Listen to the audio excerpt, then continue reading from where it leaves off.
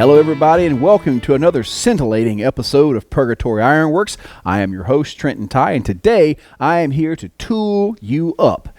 Blacksmithing is about nothing if it's not about tooling. Everything that you do is going to involve new and different tools for every project. There are going to be some things you can get away with and get by with, but if you want to do the best work quickly and profitably, you've got to have the right tools.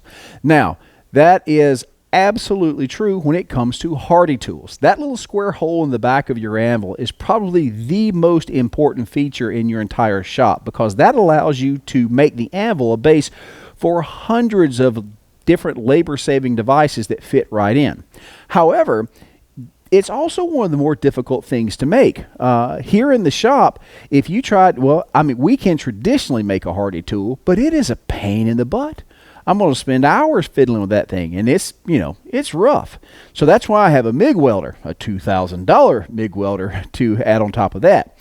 That makes my hardy tools a lot easier to go, but for you guys just getting started, that's not going to be in there. However, there is a bit of a workaround. There's a couple of tools that you can make that can make your life a lot easier. The only caveat is you're going to need a buddy. These are what I refer to as buddy tools. That means that you're going to have somebody there with you to use them effectively. For example, this is the tool that we're going to be making today. This is a spring swage, and this is going to help you tremendously when you're doing tapers on things like leaf keychains and things of that nature. This is going to help you a lot. However, normally, this would be made with a shank on the bottom, so this would fit down into the hardy hole. Clearly, we don't have that on here.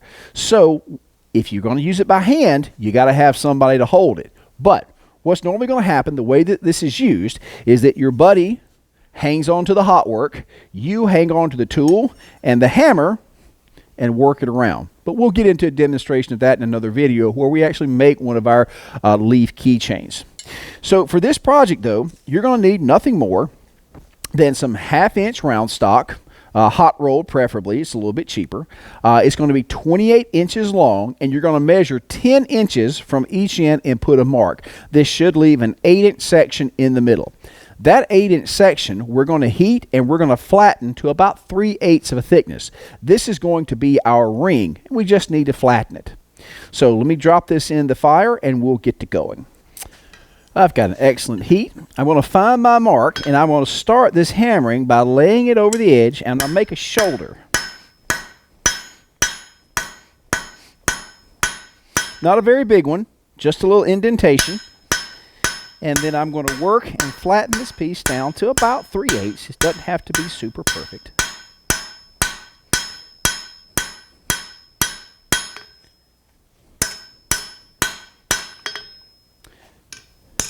All right, there's our first heat.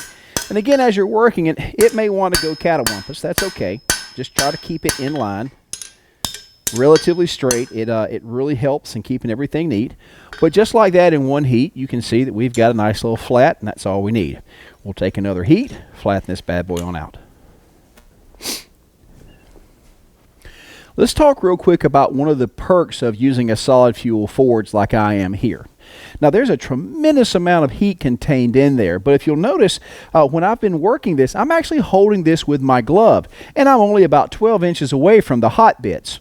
One of the awesome things about a solid fuel forge is it does not project heat like the propane or liquid fuel forge does. So you get the benefit of being able to kind of put your hands on your work a little bit more than something like with the propane. Now again, if this were a propane forge and I reach down and grab this, I'm going to make up some serious new words in short order. But it's a perk of a solid fuel forge, and I always enjoy just being able to hold the work in my hand. Tongs are cool, but I like to feel the work. Now just like before, I'm going to start on my mark, make sure it's facing the same way as my other one. I'm going to set it down and flatten everything out.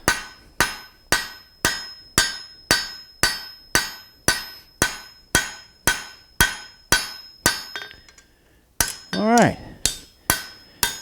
Now again, if it gets a little catawampus, just kind of pop her back into place, and we're looking pretty good. This is just to allow it to bend and flex a little bit easier because this is technically our spring portion. What I'll do now is go to the vise, and where we've made this little shoulder, we're going to bend this 45 degrees away from the shoulder. Now this is relatively simple. Again, I bring it all the way down till it catches that shoulder, lock it in, and then about 45 degrees is where we want to go. Doesn't have to be perfect. Just get the bend in there and we're good to go. We'll now cool this section right here, flip it around, and do the same thing for the other side. Here we go again, same thing, just one more time. Lock it in, and about 45 degrees. Easy peasy. Now we've got a nice U shape, or like a little mountain shape or something, whatever. We've got this shape, okay? All right, so now you're going to find out you're going to be in a bit of a pickle if you've got a gas forge, because we need to heat this guy up right here. So getting this thing crammed into a gas forge is going to be quite a problem unless you have a lifting lid on the side of it. However, if you have a solid fuel forge, it's no problem. You've got plenty of space to put weird pieces all in the fire. Again, one of those other perks about having different types of tools in the shop. The reason we have the propane is does most of our work, but there's odd pieces like this that we need that open fire for.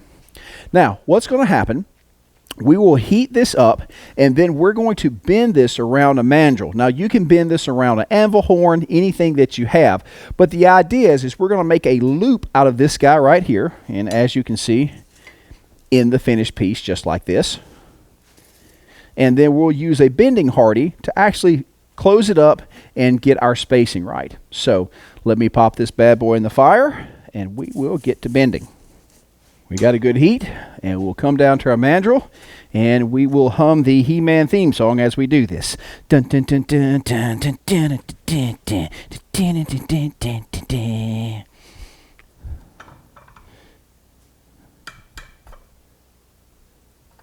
All right, we'll keep her about right there. Hang on. He-Man. There we go. Check that out. Now we'll use a little bit of bending tool on the top of the anvil, straighten this stuff out, and we are good to go. All right, we're going to use our bending tool just to kind of adjust this thing, because we want the pieces to be reasonably close to parallel.